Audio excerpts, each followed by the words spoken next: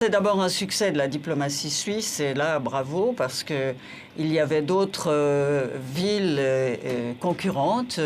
mais c'est aussi la reconnaissance d'une politique de neutralité de la Suisse et de son rôle de bons offices, de facilitateur. Vous savez, des rencontres au sommet, il y en a eu entre présidents de grandes puissances, mais là, en l'occurrence, vu les relations difficiles entre la Fédération de Russie et les États-Unis, une telle rencontre ne pouvait avoir lieu ni à Washington, bien sûr, ni à Moscou. Elle ne pouvait pas non plus avoir lieu dans un pays de l'Union européenne, dans la mesure où l'Union européenne a pris des sanctions assez fortes contre la Fédération de Russie. Elle ne pouvait pas avoir lieu à Helsinki, qui s'est rapproché, enfin la Finlande s'est rapprochée beaucoup de l'OTAN ces derniers temps, et par conséquent, reste un pays neutre qui a l'habitude d'organiser de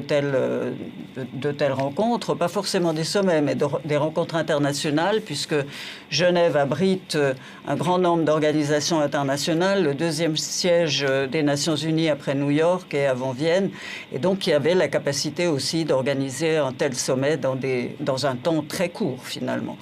Et donc, voilà, je pense que le choix de Genève s'imposait. C'est une reconnaissance d'une politique de neutralité cohérente et d'un savoir-faire en termes de bons offices.